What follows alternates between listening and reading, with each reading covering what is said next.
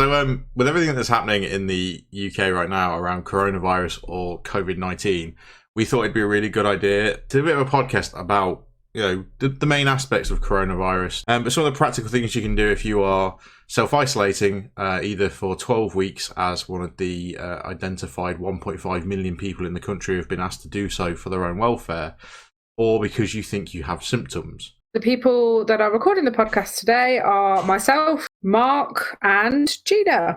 Hello. Hi. Hello. Hi. Right, shall we just crack into it? Talking about. Let's talk about the Rona. Well, Gina had the Rona, right? Allegedly. I don't think I did. I had to self-isolate because I had chest problems.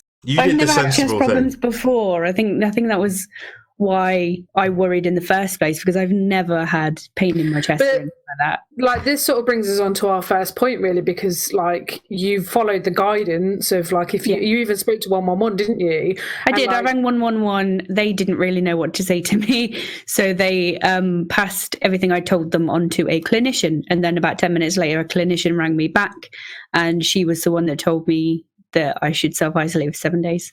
Yeah, so realistically, even though you're sitting here going, I don't think I had the Rona, I think I probably just had a bit of a tight chest, it's still important to follow the guidance. There's that whole thing of it being the opposite of herd immunity. Just because it's not going to potentially cause me or you or Mark any harm doesn't mean it's not going to cause my grandma any harm. Exactly. Well, yeah, exactly. Dad any harm. That's the point. Like you said, the opposite of herd immunity is exactly what it is, because herd immunity is obviously if there's anyone who can't, like with vaccines, if there's anyone who can't get the vaccine, if everybody else around them has had it, then they're protected by proxy. Whereas this is a complete opposite. And you see a lot of people saying, oh, well, I'm young, I'm healthy, I'll be fine if I get it, so I'm just going to ignore. But you might carry it or catch it but be fine, but then pass it on to someone who might not be fine. Yeah, or pass it on to somebody who will also be fine, who passes it on to someone who will also be fine. Exactly. Who passes it on to someone who's terminally ill anyway. Have you guys seen the scene from Scrubs where someone's got whatever disease it is they're talking about in Scrubs, and they visualise it by having their hands glow green, and they show how it passes from person to person, from surface to whatever. I saw a really interesting statistic where there's an entire article about it, which I had to, I read, and I was like, this is utterly ridiculous. But shows the importance of following the advice. South Korea, there were 30 confirmed cases, all of which the South Korean Health Service, whatever it's called, knew about, all of whom were in isolation, and they had done contact traces on those 30 people. Then came patient 31, who had all the symptoms and decided to not go to hospital. Yeah. She decided instead that actually she'd go for a buffet, involved in a car crash, then went to hospital, was tested for coronavirus, told that she had coronavirus, and then opted to go back to the buffet and back to church and ignore all of the advice that was given. So it was a 45-year-old lady in Seoul. So I wish I could find the article. So they actually gave a percentage of how many people she had infected.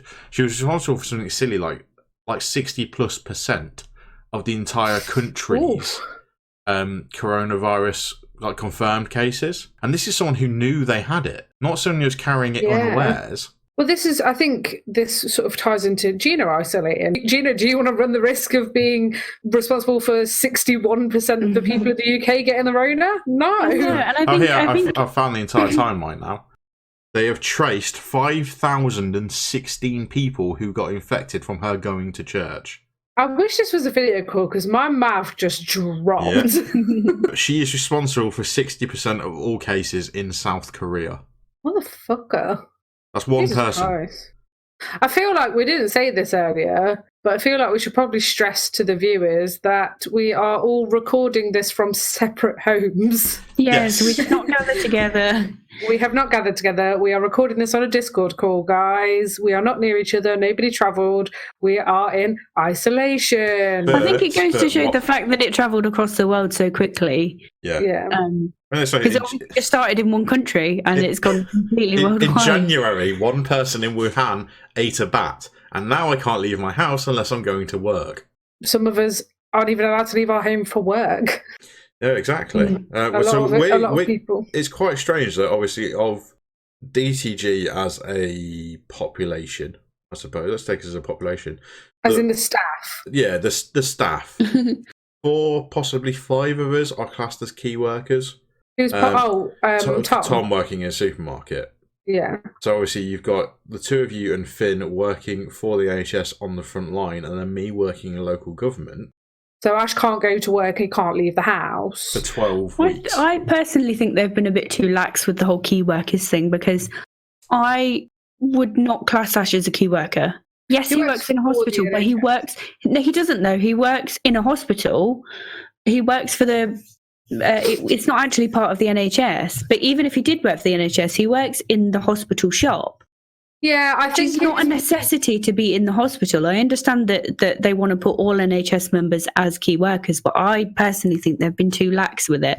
Well, especially considering Ash is being quarantined now for 12 weeks. Well, yeah, obviously it doesn't matter. But the thing is, where Ash works, I don't know if it's the same in the one but we have one of those shops in our hospital as well. And 90% of the staff in that hospital are elderly women. And yet they're keeping the shop open and classing them as key workers. The fucking cafe's closed, though. Cherry cafe's closed, I wanted a fucking coffee. I didn't want some chips and some fucking gravy and some sauce. It's free, though. They're giving out free food for 3 months, yeah. NHS staff. So instead of donating it, they're just giving it... to be fair, giving it to NHS giving staff, it to the staff, yeah. Because so you're not allowed visitors. Yeah. Patients aren't allowed in the cafeteria anymore. No. It's only NHS staff, and everything's free. Yeah. And they've stopped visiting hours anyway. I went to Tesco on my way home today. Oh, and it's like compare experiences in a minute. Oh my god, it's like military. Yeah, there's like markings on the floor of where you're allowed to mad. You have to stay in your squares, and so I went to the back of the shop because we needed bin bags, which are right at the back of the shop. So I went back there, and then there's obviously ours is only a small Tesco, so there's 3 aisles to get back down to the front of the shop where the tills are, and because they've squared it all off, when I was trying to get back to the front of the shop, there were people. You got caught in a human game of chess then, didn't you? Yeah, basically. I went to Tesco today, but it's one of the superstores. So obviously a much bigger actual supermarket, not convenience store. And they have got 2-metre tape marks in the car park and around the path at the front of the store where you have to stand and wait. Yeah. There is someone, they call you to a line they've drawn at the door where they tell you that there is yellow and black tape throughout the store, which is set 2 meters apart. Please maintain your distance. There's black tape down the middle of the aisles, which you should stay one side of or the other for your own safety. They then make you wipe down your trolley handle before another person then allows you into the store. They've got every other checkout open, and they were saying as well that depending on how many people are making trips each day, so they're still assessing it at present because you should still only be shopping for essentials, and people have sort of still got a little bit of the panic about it, that they may end up putting markings on the floor to make a pathway round, a bit like IKEA, where it's one way and you have to follow a path. It's strange as well, though, because I also went into Morrison's today and they don't have any of that. No. They have like a queuing system on the outside, but because I went after like 5, it was like 5:30 when I went because I went after work. There was no queue, so you still have to go round like where the barriers are. But as soon as you got into the shop, it's just like normal. Yeah, it was really strange going from Morrison's, who seemed to be, other than the outside queuing bit, they seem to be quite relaxed with it, to then going to Tesco, which is basically like walking into a military base. But I do have to say that of my entire shopping list, I only went in to get a few fresh bits and a couple of other bits and pieces because it's my dad's birthday today and I can't go and see him, but I still thought I'd get a card and there's one ready for when I can see it. I think they've changed the they've changed the store opening hours. So they're now not a 24/7 store. They're shutting at 10 o'clock, reopening at 8 o'clock each morning to allow them to restock. Is that to restock? Yeah. Yeah. It's basically take the pressure off the supply chain. There was one item on my list I couldn't get. Now I looked, there wasn't toilet roll, but I don't need any. I'm quite impressed that I could buy a 4 pint of milk. I got fresh bread. I was able to get bagels, sugar and everything else. The only thing I couldn't get was flour because obviously people are still thinking, let's make our own bread at home. But you do have flour, don't you? Yes, I do, because somebody... I picked some up for you today. I can, when I go to work on Tuesday, I will do a contactless drop-off at your house. I will just pop it outside, and then I will drive away. And I will shout at you through the doorbell. Get off my land. Get off my property. I've had a couple of people like that I know can't get out and stuff like that. Like, so my friend is isolating with her parents, and her parents are above the threshold for whether you should. Like, essentially, you need to self-isolate. So she's concerned about leaving the house a lot. And I said, well, if you send me a shopping list, transfer me some cash, and it doesn't interfere with the limit of things that I can buy for myself, I will get you what you need. Yeah, because you can't. In some places, it's like you can only get like two. Yeah, two Tesco, for example, it's 2 of each item. I've said I'm happy to do contactless drop-offs for you. Yeah. So I will. If you transfer me the cash, I will buy because that's what you could do to help and support your friends. If you still have to leave the house. I had to do a contactless drop today, so it's not technically my job, but we were so stuck for options because I hate the fact that as a service, local authorities at the minute, we're having to be reactive and not proactive. There's only so much we can sort of plan for and prepare at the moment. So whilst we're getting all these other bits and pieces sorted out, we had a lady phone our customer service centre and say, you know, I've got to isolate for 12 weeks. I'm running out of food. I don't have anyone who can go and do a shop for me or go and drop supplies off. And we tried to get some of the volunteers who have registered with us to do it, but they're still working or are now isolating and understandably concerned. And all we could do in the end was actually one of us from my team had to go. So I was like, well, I'll go. You know, there's a slight lull in my work at the moment because I'm waiting for people to come back and do things for me. So I had to go and pick up a food parcel for this lady from the Salvation Army. And the Salvation Army setup looked really good until it said you press the doorbell for attention and then wait at the end of this table away from the door. Because I'm suddenly thinking, well, everyone who's turning up trying to press this doorbell. A lot of people that I saw about today, though, they were wearing gloves. Yeah. So a lot of people wearing like those blue latex gloves. Yeah. Don't get me wrong, I tried to press this doorbell with my elbow, but it wasn't quite pointy enough. Just wash your hands after. Yeah, I know, I had to. But I managed to do a completely contactless drop. So I picked up this food parcel, 2 massive bags of food, including frozen meals. Some UHT milk, some fruit juice, and some bread as well. And phone this lady, say, right, I'm on my way. I'll be with you in sort of 5-10 minutes. Then put the food on her doorstep when I got there. Stepped back to the end of her drive and rang her to say, your food's on your doorstep. I'm going to wait here, so I know you've received it. You've taken it, and someone's not just walked by and took it. And I've never seen someone look so grateful to see a complete stranger stood at the end of their driveway. I've said this quite a lot this week, and I'm sure you guys have felt the same way, even if you've been in isolation, Gina, and you're not able to see it. I have seen the fucking worst in people this week. Oh, God, yes. I mean, you only have to look at the news for it as well, don't you? Like, lockdown, the unofficial term for it, which everyone has accepted as the official term, was announced at 8 o'clock on Monday evening.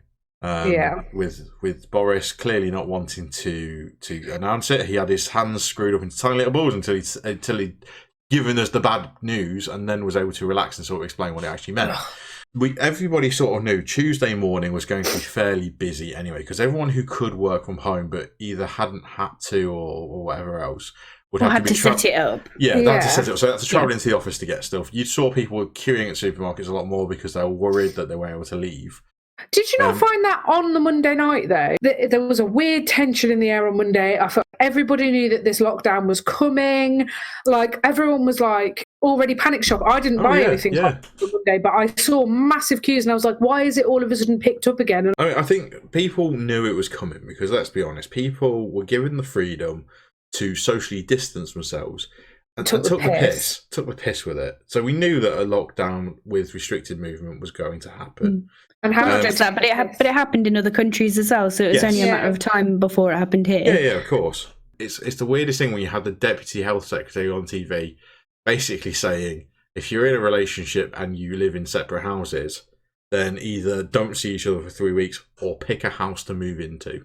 Hashtag cock blocked by Bojo. Yeah, hashtag cock blocked by Bojo. Boris, let me smash. So, like I said, Tuesday morning, you knew it was going to be busy of people settling into the new routine. And then you read the news, and even today there's been cases of it, of people, social gatherings happening, mixed age ranges, out in public, 20 plus people having a barbecue. And when the police went to it and said, you know, this can't be happening, you're sharing a buffet, there's people here in the at-risk category, you're putting them all at risk. They didn't listen, they got a load of abuse for it. The only way the police were able to stop this barbecue was by tipping the barbecue over.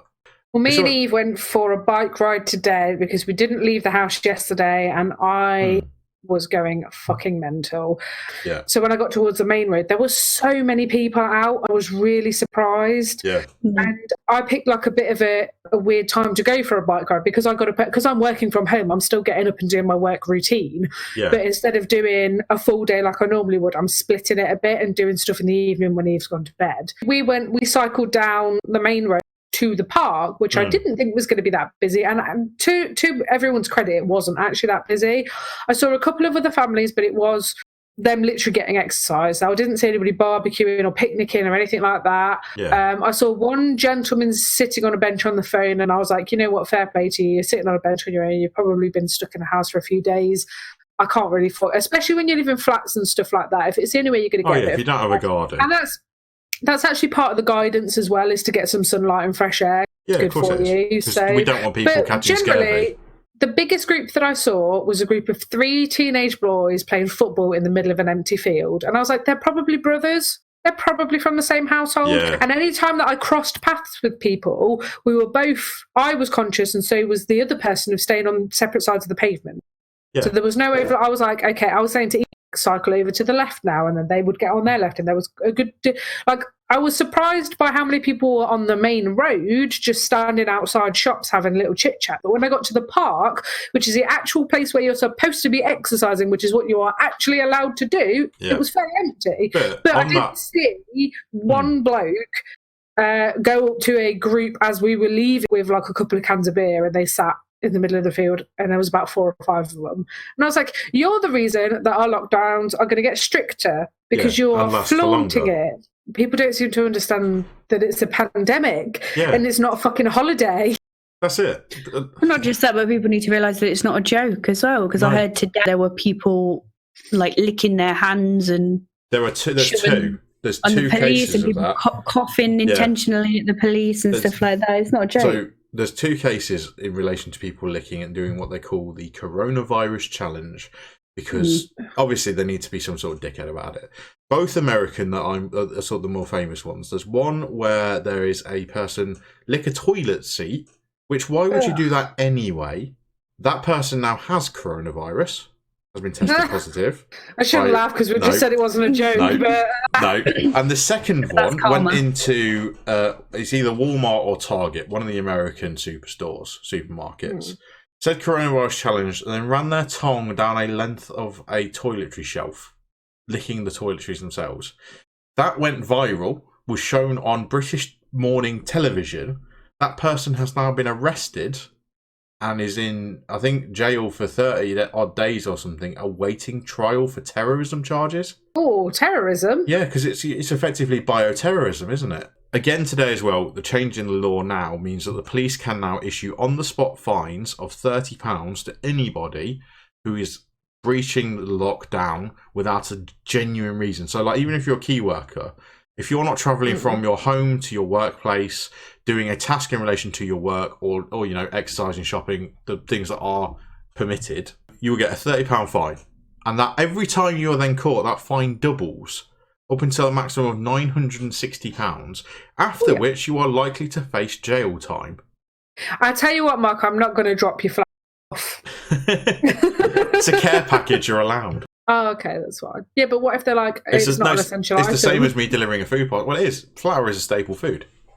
It's an ingredient for so many different things. It is for me. I couldn't make banana bread this week. And I make banana bread every fucking week. I still have some of your banana I'm not bread, sure so that would safe. count. I'm not sure that would count though, because they would argue that Mark is allowed to leave his house himself to get his essentials. There's exactly. It's all about being careful. Yeah, it's all about being careful. There are some sort of floaty bits around it, like because they've amended the wording slightly to protect those that are also like the victims or potential victims of domestic abuse. So you're now allowed out of your household if you're fleeing violence or distress. But it's also a bit floaty around, you know, caring for vulnerable individuals. Does that now include mental health? Yeah, because I'm going fucking nuts, Scott. Like, this is a perfect opportunity for us to segue into the next point, which is health and well-being. So what can we do to not go a bit crazy? because I'm going a bit crazy. I mean, I think the best two people to talk about this at the moment are yourself and Gina, because obviously, Gina, you've done your 7-day quarantine. Nathan's still has to do the full 14 days. And Tasha, you're working from home at the moment. Sorry, I have a question for Gina that she doesn't have to answer if she is not comfortable answering. But seeing as we're talking about health and well-being, how has coronavirus affected your anxiety? Not great. It's strange because I think when it comes to the isolating thing, I'm a huge introvert. I always have been. So I was 100% dead set on the isolating wouldn't bother me at all. Like, because I can be quite a hermit, especially when I'm in a bad mood or my anxiety is playing up or anything like that. I do just want to be alone.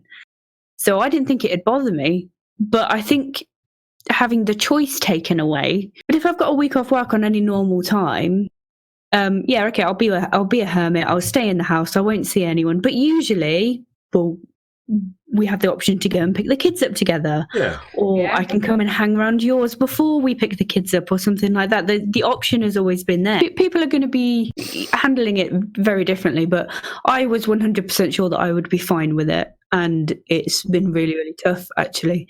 It's odd because obviously I'm not on my own. I have got Nathan and Lily here.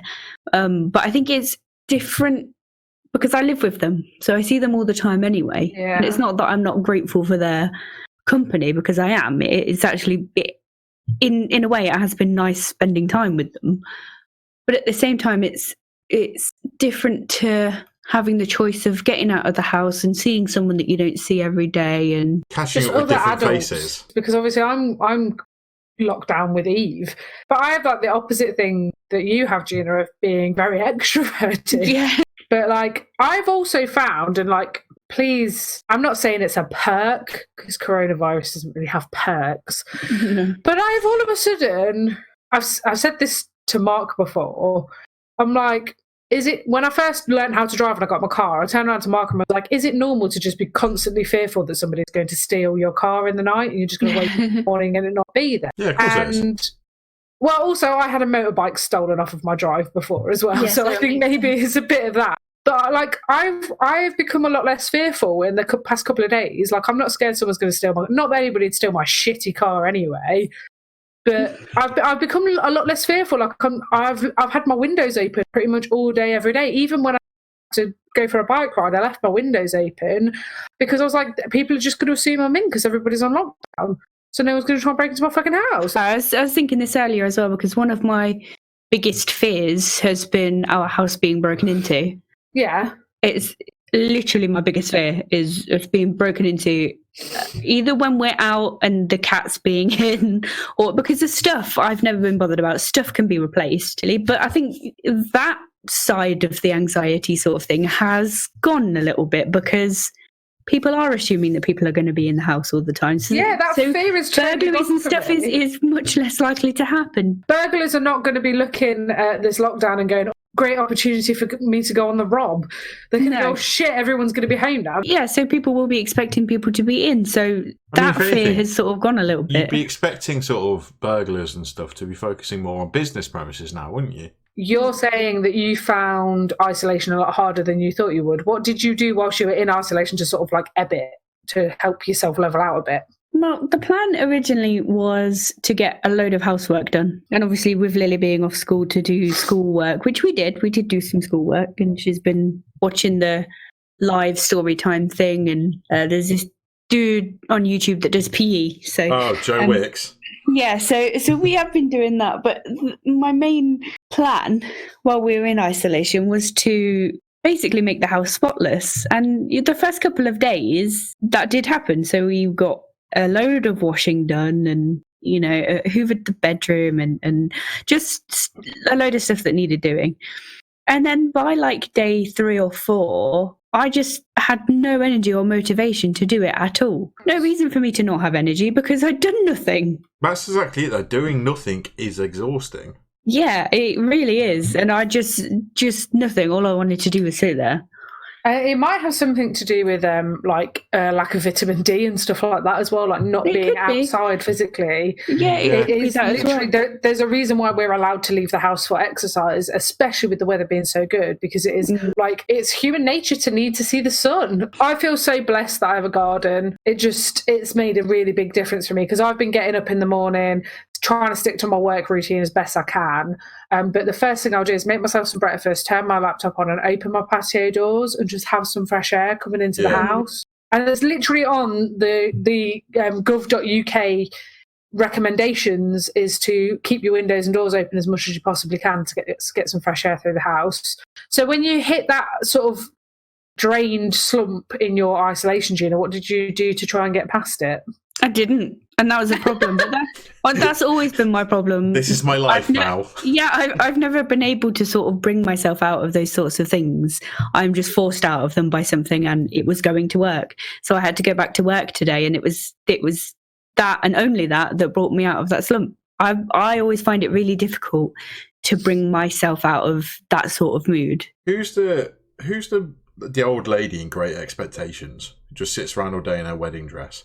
That's the image I had just then.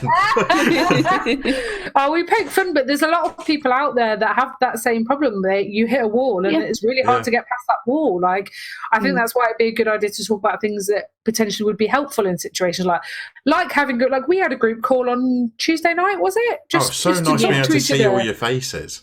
But you and Nathan had already seen me because I've been doing some contactless drop-offs for you. Yeah.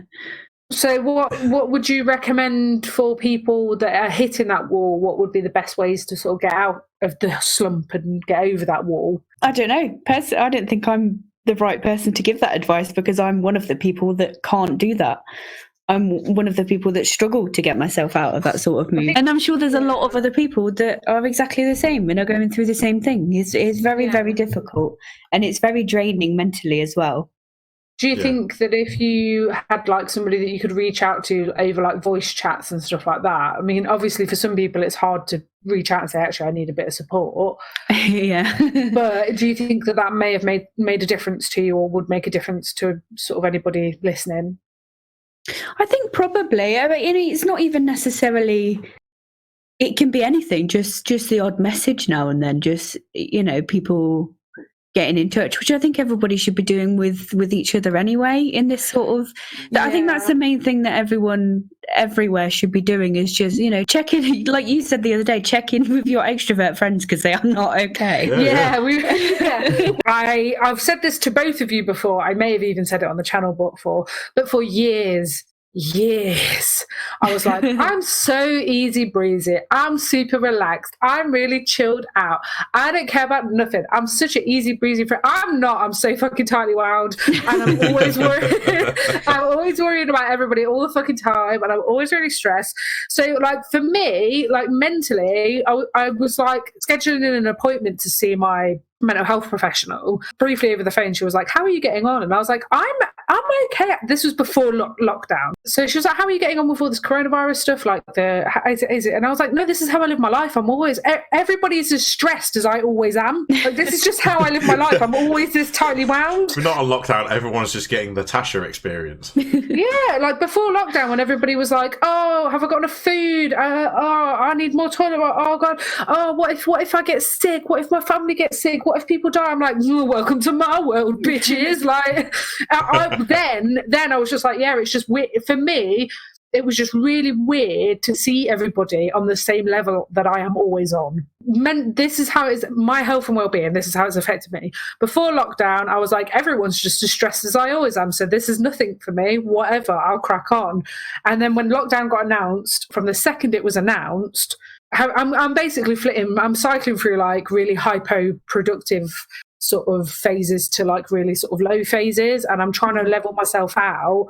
And the way that I find leveling myself out is stuff like, I went for a bike ride with you today. We were responsibly exercising, maintaining social distance. We didn't talk to any strangers. We didn't go into any shops. We literally did a half an hour bike ride and went home. I have made a dedicated workspace in my living room for me to work at that does not interfere with the rest of my house. Mm-hmm. I get dressed every morning and have breakfast every morning and stick to that routine instead of sitting in my pajamas.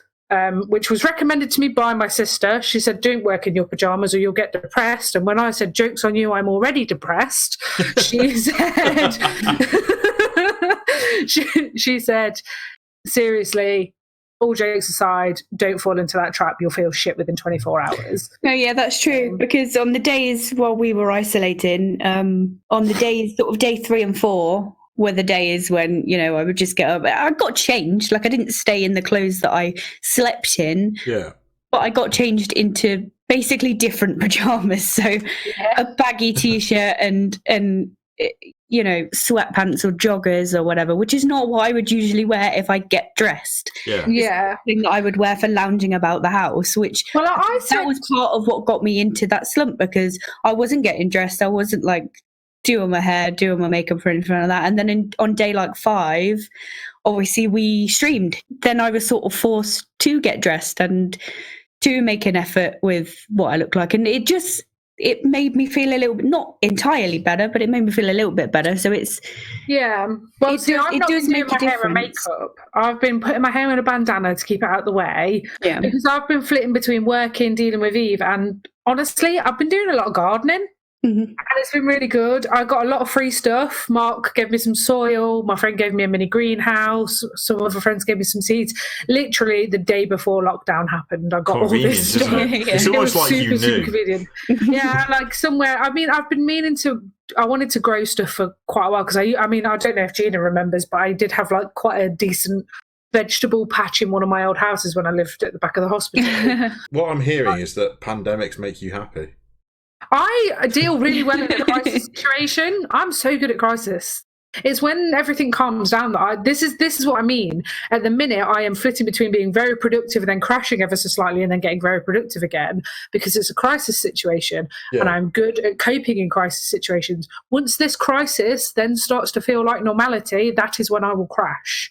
Makes sense. So I have to do things I need to be sort of like checking in on myself quite a lot, and like I've been doing my meditation more than I used to, and I have yoga that I do most evenings and that I used to do every evening, and then it slipped a bit and now I'm picking it back up again because I need downtime. Like I need time that's not sitting at my laptop. Even if it's video calls, it's still sitting at another fucking laptop. And I do that with work. That's it. Screen breaks have always been important, but I suppose it's more so now you're at home, because it's keeping a balance as well, isn't it? Because I suppose when you're at work, you do the 9 to 5 or whatever your hours are. But if you're working from home, I suppose it's so easy to think, well, it's 7 o'clock, I've got no else to do, I'll just do some work. Well, my manager she's been quite good with the whole working from home thing, because we've never done anything like that before. This is the first time that we've ever worked from home, and probably will ever again. And when she was telling me that there was a potential to be working from home if we could, she basically said, look, we don't expect you to sit down 8 till 4 at home, because we know that it's a stressful time. So, you know, take breaks when you need to. We're not expecting... She said that they've said as well that as long as we're getting our 37.5 hours in, we can do it over the 7 days. So if we wanted to only do, so if we wanted to only do like 3 or 4 hours in the week, we could pick up the extra hours at the weekend if we wanted to, whether that be in the office or at home. She said that's fine. And she did say, you know, we're not expecting you to sit down at your computer 8 till 4 and only have a half an hour break. We know you're at home. We know there's distractions. We know it's a stressful time. So just take it easy. It was only yesterday where they finally heard and agreed to my request for dress down. If we're wearing our own clothes, we're all comfortable with things. And today, I don't know if it's like a combination of things or whatever else, or actually having some clear guidance on what we need to get in place by the end of the week in organising stuff. But today just seems so much better because everyone was more relaxed about things. It's still stressful, but we're in our own clothes. It's little things. That's another health and well-being point, though, isn't it? Of just everybody's stressed. If you can do very, very small things that make you not stressed. Although saying that, when I was reading the government guidance, they were like, "Please don't like smoke a lot." That was one of the things. It was like, we understand it is a stressful time, and you're all at home, and therefore you like, obviously when you're at work, you only have a limited amount of times to go out for a cigarette and stuff like that. But when you're at home and you're working from home, you can chain smoke before you know it. You can just sit there chain smoking, and the government guidance says, please don't do lots of smoking, drinking, and drugs. Thanks. Makes perfect sense. but at the same time, if it's little things that are helping you de-stress that are healthy for you, like taking 5 minutes to just do a bit of meditating, bit of gardening, even just sitting in the garden. I've got a fire pit and I've just been setting lots of fires and just sitting in the garden. Tasha's turned into a pyromaniac. I've always liked sitting. I like the smell of like burning stuff, like smoke and stuff like that. Because we used to go camping a lot when I was a kid. So for me, it's just a bit reminiscing. And I sat out there the other day on the phone to my mum, having a hot chocolate near a fire, and it was no different to me sitting indoors watching telly, but it wasn't a screen. And I've been working from home all day, so all I've been doing was staring at the screen, and it was just nice to be outside and do something a little bit different that's not part of my everyday routine, but it's still very relaxing. Good. It's difficult for people that can't do that, for example, people in flats. And I cannot stress to you guys how blessed I feel about having a garden. I mean, can you imagine how Ash and Finn would have been in their old place? Oh, good God, yeah, because they were on the main road. There's a Juliet balcony that opened onto a 4-lane carriageway. Yeah. Which was the main route into the city centre. Yeah. Like, opening their window probably would have been more unhealthy for them. Yeah, definitely. Hopefully we'll have a good summer and the coronavirus will go away and then we can all enjoy our summers. But for the people that are stuck at home that don't have access to a garden or can't use their garden for whatever reason, like there are so many videos on YouTube for like exercises you can do in your home. I know there's the PE one for the kids. You've got those mindfulness apps as well that are quite helpful. Headspace is a good one. I was going to say Headspace. Yeah, Headspace is really good. In my darkest moments, Headspace has been there for me. I mean, even other things as well, like, Disney Plus launched this week. They've gone straight for a 7-day free trial for people, which if you're self-isolating for that 7-day period, all the Disney Marvel stuff you could ever want. For other people, the WWE Network is now completely free. Yeah. There's still pay-per-views you'd have to pay for, but all of the previous ones are now available to your fingertips. Netflix, there's a lot of the stream service they're having to reduce their quality because people are suddenly using them, but they're there, and stuff on demand that can take you away from the continuous coronavirus news parade you get. That makes a difference as well. You can't hide from it, you can't ignore it, but you can put it to the back of your mind for long enough to enjoy a cartoon from your childhood. I think if we're talking about mindfulness as well, I think it's really, really important to talk about reliable news sources and not giving into scaremongering, because I've had a lot of conversations with a lot of people saying, I watch this thing and I watch that thing and this thing and that thing and this thing and that thing. And like, just go for reliable news sources, because people are getting really, really worked up and scared. And I'm not saying there's nothing to be scared about, but I think mindful is better than scared. And some of these things are just, you're stressing yourself out for no reason. Anything you read online, particularly if you're reading something on social media, you need to approach it with a healthy dose of skepticism. Because it's quite easy for people to turn around like, oh, well, look, I've just driven past Junction 21 and M1 and look at all these military vehicles that are there. I think we're heading for lockdown and the military is going to be imposing it all. And what was it? They weren't even English military vehicles. They had the Red Cross on, which we don't use on our military vehicles. They weren't vehicles we use, and they were on the wrong side of the road. And when someone found the original version of the photo, it's from 4 or 5 years ago. And I don't know who starts these rumours, who just throws stuff out there. It's just scaremongering. Yeah. And the stuff with the military as well. People need to realise that the military are not as a unit of force. A lot of the time, the military gets brought in as a unit of support. I mean, that's exactly what's happening now. So we were talking earlier about the 1.5 million people in the country who are going to get or have already had a letter or a text message saying that they are in one of the most at-risk groups and need to isolate for 12 weeks. And we've got to prepare food parcels for them. We've got to be responsible for collecting and delivering their medication for them. We don't have the manpower for that. And that's where the army's coming in. They're not coming in as a body of force, as an arm of the government to enforce law or lockdown or whatever at gunpoint. They're coming in because they are an organised, professional mass of people Yeah, I think people need to remember as well that calm headlines don't sell newspapers, No, of and course calm not. headlines don't get clicks. No. So It's like you see so many sort of conspiracy theories emerging now as well, like this week alone. But there's a lot of stuff at the minute about like, oh yeah, coronavirus and everything else. It's a ploy by the Chinese government to tank the economies of other countries and buy up their companies. And they That's cite not happening, though. no, but they cite things and like, oh, you see, China and North Korea, they're allies. You don't hear of cases of coronavirus inside North Korea, and China and Russia, they're quite close, and there's no cases in Russia and all this other stuff. It's like, have you not thought that as authoritarian or communist or dictatorial governments, they're not sharing that information with the world? Yeah, I don't know. I just think look after yourself, look after your friends, look after your family. Don't give in to the scaremongering. And I know it's hard, especially when you have an anxious disposition such as myself and Gina. We have anxiety about different things, but we definitely have anxiety. Yeah, of course. yeah. But it's almost like you're on about following the advice. I'm going to say the same thing I said in the last podcast we did about video games and violence in video games. Yeah. Following government advice is great, but also don't be a dick.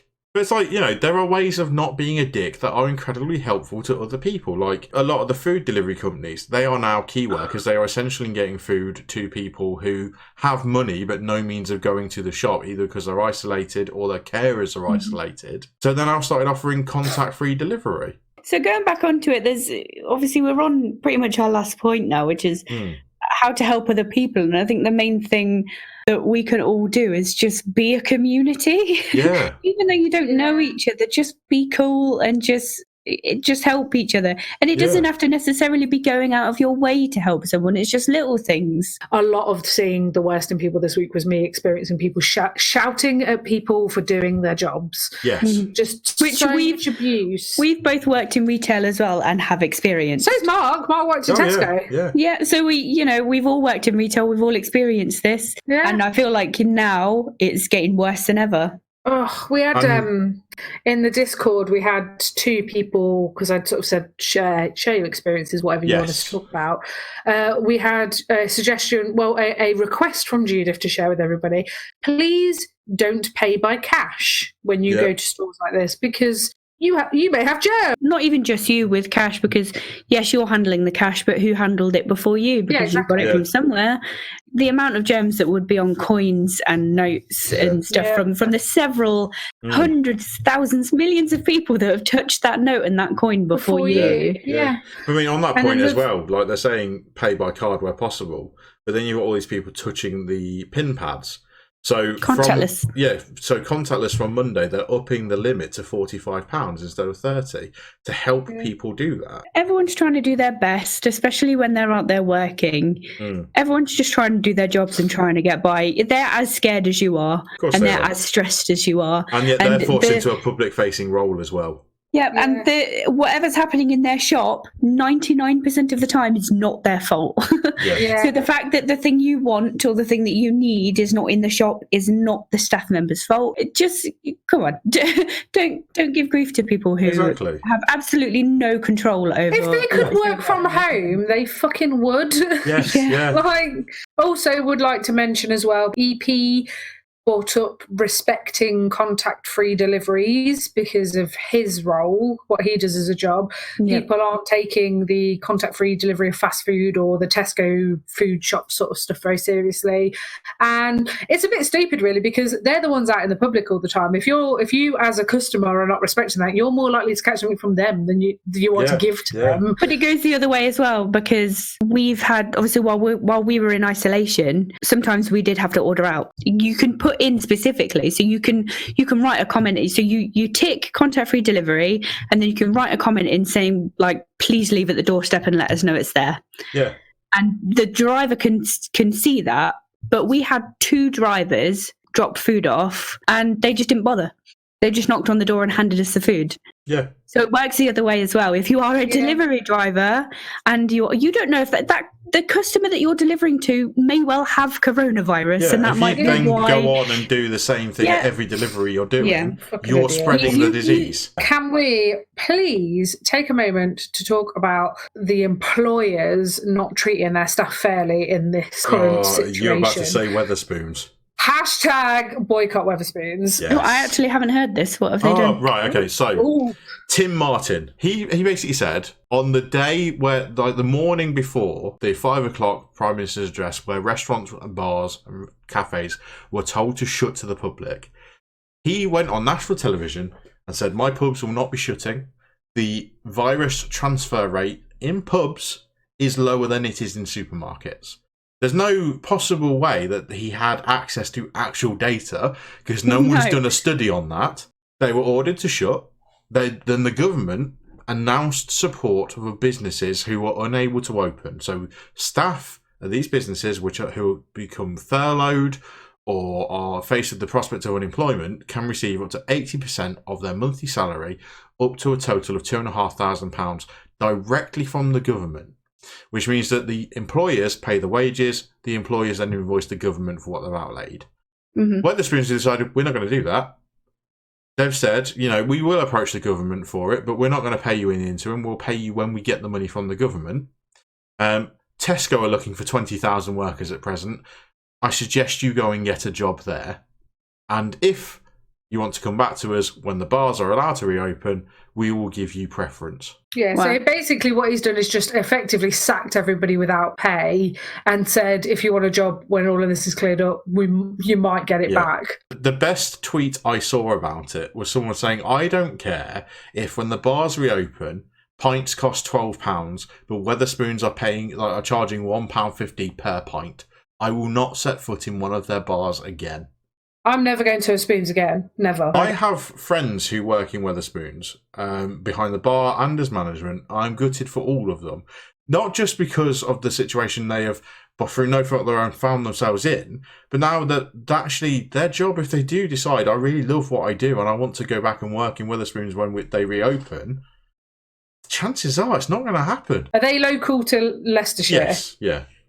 One of my favourite pubs in Leicester, independent pubs in Leicester, posted on their Instagram today saying, if you are looking for a job after all of this is cleared up and you were previously employed by Wetherspoons, you will get priority for jobs here. And that is why I love the Black Horse in Elston. Isn't it? I love it so much. To ask if it was that pub. Yeah. It sounds like, like them. and if you've got Wetherspoons cards and stuff like that, they said if you've got one of those, you can redeem it here. Yeah, we'll accept it. Yeah, we'll accept it. Yeah. So I was like, yeah. So if those people really love that industry and they want to work with some amazing people, because the Black Horse pub in Ayleston is run by some amazing people. Yeah, they are great. They're really friendly. I love that pub so much. I've just been on their Instagram and they did a video call with like a load of their staff and family of them clapping for the NHS. Yeah, I've just seen that. They're really, really active on social media. They're if anybody listens, Leicestershire local, please, for the love of God, go to the Black Horse pub in Ayleston. It is such a nice pub, and everybody that works there, and even the customers, to be honest, I've never bumped into anybody in there and anyone been horrible. They do some really good stand-up comedy when it is open, obviously. Their beer garden's massive and beautiful. It's lovely. Yeah. It's so nice. They're really good. They have like chess club, book club, cycling clubs. They are such a key point in the Ayleston community. They donated all of their beer as well, didn't they? Yeah, well, they gave their beer away for free. So the morning after bars were ordered to close, they gave their beer away. You turned up with a vessel of sorts. Oh, yeah. And they'd fill it for you of your chosen alcohol. Back to the point is there will be a lot of other businesses that are sharing that mentality of fuck Wetherspoons. If you want a job, come and work for me. I do genuinely feel for anybody that works for Wetherspoons right now. If you're not in Leicestershire and can't go to the Black Horse in Ayleston, go and find your little independent bars and pubs down like little side streets. And Gina and Mark will know this quite well about me because they've known me for a good long time, but I have always been incredibly passionate about supporting independent businesses. Yeah. 9 times out of 10 when we go into town for a coffee or something like that and someone says, the only person I go to fucking a chain with is Gina's mum. Yeah, because my mum loves Costa. You will only go to Costa. I think I got her to go one other place. But anybody else, I'm like, oh, there's a really nice deli around the corner that's independently run. And these people are going to need your help when all of this is over. Oh, God, definitely. I know you want to go to Tesco's to get your fish and your meat and your cheese, but please, just for the first 6 months, just try going to your local market if you have one. Yeah, butchers, farm shops. Go to a butcher's, go to a farm shop. These people are going to be crying out. Tesco is going to, if anything, they're doing better off. They're doing so much better. They don't need your money. I saw this morning. Do. So obviously we had all that flooding. People couldn't go and shop. So all supermarkets took a massive hit. Since panic buying started, so probably the last 2 weeks, 2.5 weeks, Britain has spent £1 billion on food. Just in supermarkets. Just please do it. Go to your little corner shops. They're family-run corner shops. They're not owned by CEOs that have got offshore accounts and the profits never go back into your own company. They're owned by people. When you go and shop in an independent shop, in a corner shop on a market, you're paying for someone's meal that night. You're paying for their rent. Mark, you may not want to discuss this, but things like people have been panic buying tampons and sanitary towels and stuff like that. Oh no, I get it. You can buy reusable things, and I know not everybody's comfortable with it, and that's totally fine. What I was going to say, on the same vein of supporting independent, is you can buy these reusable products and these environmentally friendly products from people on Etsy, and they are just as good as buying them from Amazon or Wish. In fact, they're probably better than buying them. Yeah, you can get moon cups, you can get washable sanitary towels, you can get washable anything reusable, even stuff like nappies. Everyone's been buying nappies. But the thing is, if you're not comfortable with those sorts of things as well, there are companies that do biodegradable tampons as well. This is definitely changing people's opinion. Things like sanitary towel, like reusable sanitary towels, and sustainable things, because people are worried that the government's going to shut down and it's going to turn into Mad Max. But actually, some of this stuff is a good thing for you to be thinking about. That's just one aspect of society that's never going to be the same again. So we will be moving away through just a naturally adopted behaviour, moving away from being a cash-based society, moving into contactless payments. We will be looking more now at the type of free entertainment you can do with your friends and family that doesn't require you going to a bar or going out into town. You know, we're going to be looking more at how much you can healthily work from home. We're going to be looking more at how much you can do in daily exercise as a family unit, and through being isolated from friends, family and loved ones, you're going to appreciate them more, to see them a lot more as well. Well, when we were talking about it the other day, I didn't think of this. Mark was the one that said it, actually, about there's probably going to be stuff like street parties and communities really coming together. Look at how many people have now volunteered, not for different community groups or whatever, just looking at the NHS. They asked for, through the Good Samaritans thing, 250,000 volunteers. They got almost double that, to the point that they've now said, right, if we can get 750,000 volunteers, we're covered, we're sorted.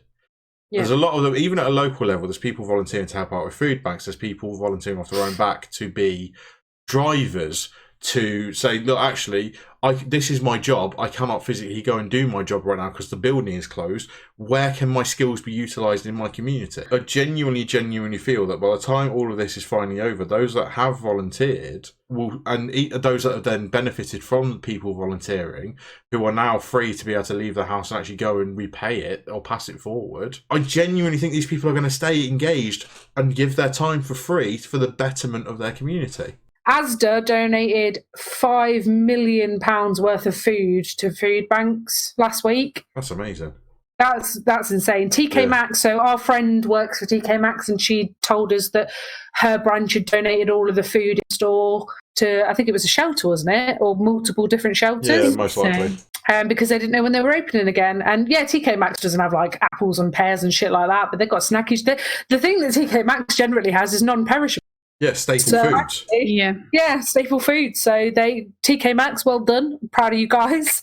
Another little independent in Leicester City Centre, the Coffee Counter, they donated a lot of their leftover foods resource. I know they donated a lot of their eggs and stuff like that, because they had stuff, because they have a kitchen. But they are also doing contact-free coffee drop-offs because they have a roastery. Also, the Space Centre. You know more about this? Yeah, than the Space Centre. They were one of the first sort of places to be told to shut because they are a public attraction.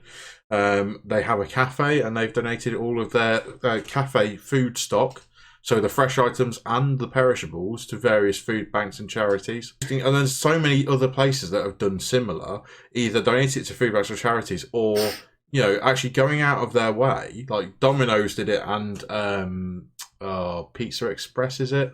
Free pizzas. Yeah, free pizzas for NHS staff and emergency services. They've shut to the public. They've cooked the rest of their stock and delivered it to hospitals, to police stations, to fire stations, to community hubs. And it's incredible. Yeah. This is what I mean about the best and the worst. Yes, I also definitely. saw as well that Tesco, at least, I don't know if other supermarkets are doing it. I think I heard that Asda was doing it as well. You know how they have the specific NHS and carer sort of hours where they can shop. I know that a lot of the big Tesco were giving out bouquets of flowers. Yeah, I saw that free myself. To NHS staff. There are cleaners. Even people look down on jobs like that, but not fucking looking down on it now. They're scrambling over each other. That's the thing people are saying, because it's the lowest paid people that people are looking most now. Not the highest paid, the lowest paid. Yeah. And Again, there's a lot of people saying that, after all this is over, maybe the government should look at fixing that. Yeah. Universal minimum wage. I think it's World War Z, if anybody's read it. Oh, such a good book. World War Z says that the CEOs were the first people to be made redundant when the world went to shit, and it was stuff like electricians and plumbers. Yeah. Skilled workers, Yeah, they're called unskilled workers. Well, yeah. Ironically. Yeah. Because they're the ones that are holding this entire shit show together right now. Yeah, I think that would be a good way for us to end this is to remind everybody, and I have to remind myself of this quite a lot when I'm struggling, is that everything passes. Of course it does.